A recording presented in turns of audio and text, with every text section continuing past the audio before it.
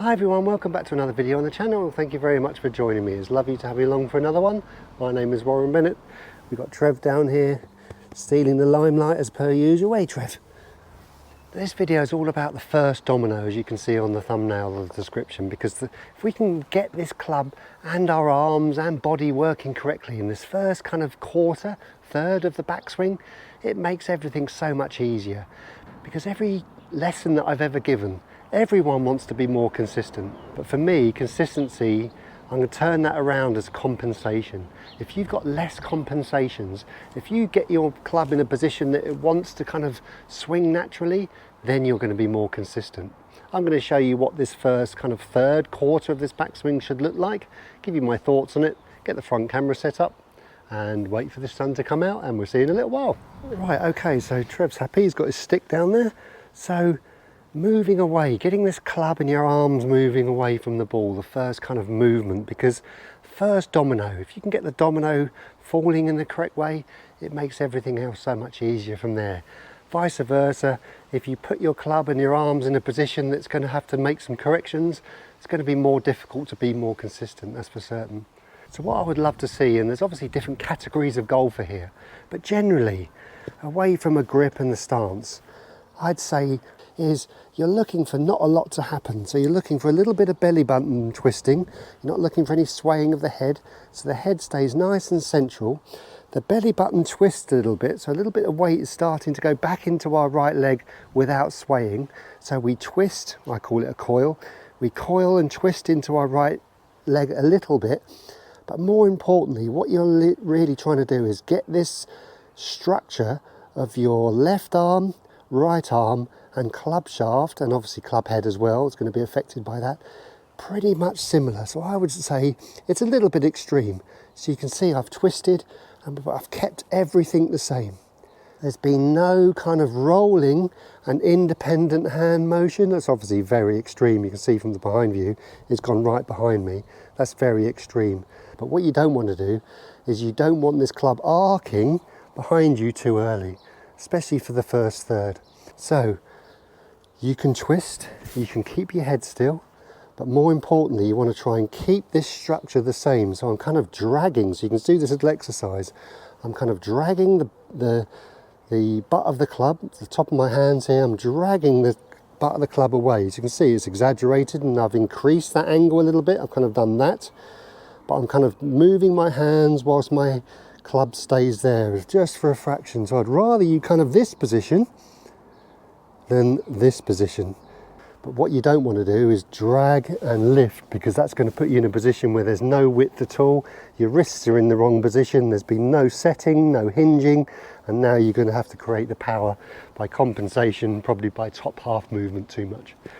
If I walked behind someone on the range and they were twisting and going this way, obviously they probably won't when you hit a shot, but now you're setting yourself for that dominoes to fall naturally. So from here, natural little bit of hinge, and you can see it's going to want to create that natural width. So I've twisted as well as dragging that handle, I'm keeping that handle in line with the club face. So the club face is still looking at the ball right now. I haven't rotated round, so I'm keeping it nice and kind of passive with everything. So it's obviously extreme that, but I encourage you to kind of do this little draggy exercise, keeps the club nice and low, so brilliant with a driver, but with every club as well, except chipping and pitching. I really wouldn't want to do too much of that doing a chip shot, but you're dragging this handle. Exaggerated, you can see what I'm doing there. So I'm twisting everything, head stays nice and still, and then from here, it gives you somewhere to go for this hinge. Because if I'm like this, it's exaggerated, you can see the angle is obviously increased between the club shaft and left arm, but it gives my club and my wrist somewhere to hinge. If I do this, I've got nowhere to hinge now, I can't hinge. So to create length, I've got to lift. Now you're in big trouble. So I'd say that first domino is a combination of three things: a twist of the belly button, a head still, and a dragging of the hands and butt of the club first before the club face.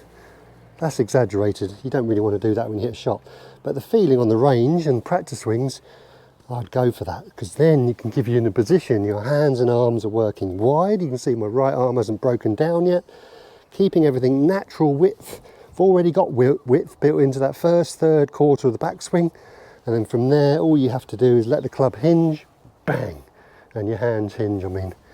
So hinging really means from here, you're really just hinging your club up in the air just by your wrists. There's no lifting at all. Beautiful. Right, okay, should we hit one? Practice swing, twist, head still, a little bit of dragging. I'm going to exaggerate this one just for effect. So what you're really looking for, and what that gives you, and I felt it there actually, what I felt there is, and that's only my first swing doing it, is what happened there is the club is now setting, my wrists are now setting the club whilst I'm now moving down into the ball. So it's giving me that kind of lag feeling even more. And that's different to kind of someone who drags it inside. Someone who drags it inside, rolls the club face, is probably going to come over the top and slice it and lose a lot of power. What you're doing here, you're keeping everything neutral. Club still looking down at the ball, it's exaggerated, but I like exaggeration, especially on the range, into a net or practice swings. So twist, head still, as you can see, drag.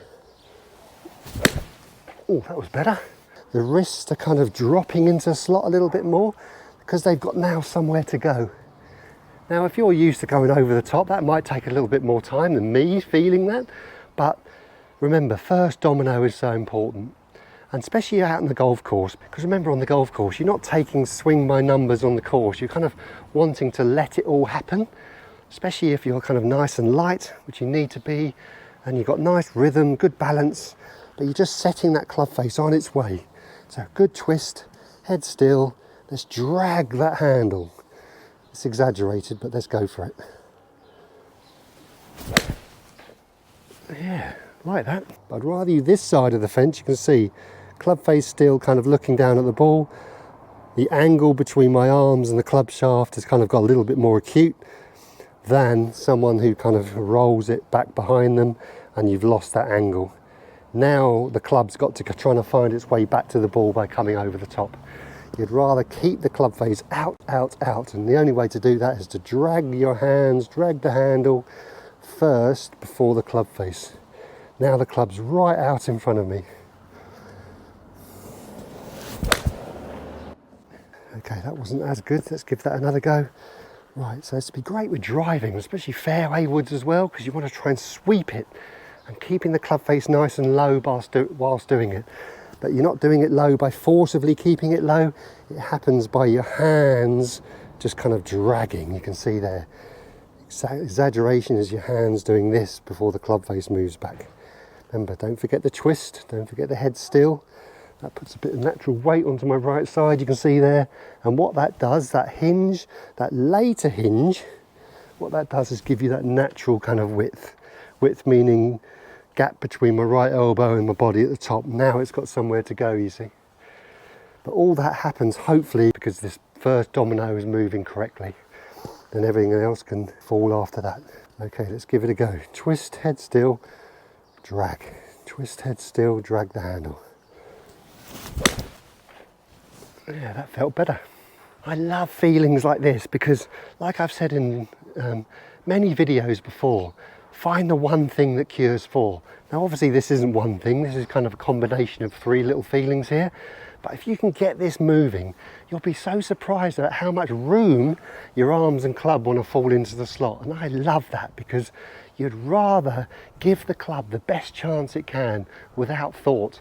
And that's the most important thing, because yes, doing exercises, feeling like the club's dropping in the slot, doing all this kind of stopping, freezing exercises, great. And there always is a purpose for that.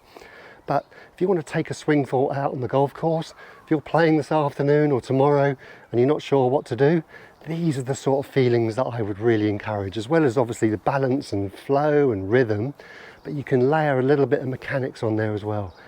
Great for driving, great for fairway woods. I wouldn't do it with any short pitching and chipping, that's for certain, because you want kind of height quite quickly in the club head.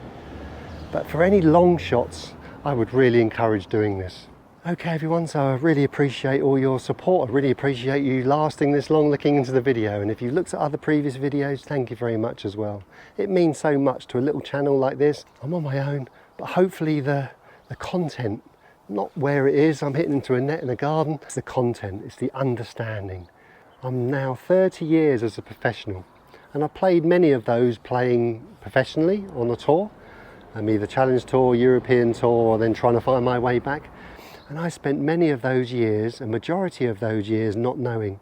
So the golf ball's doing something and I didn't know why. So I'm trying to find all these swing thoughts. I had my time in the sun, that's for certain. But a majority of the time I didn't know why that golf ball was doing what it was doing. And it's really unsettling, and it can really very quickly lose your confidence.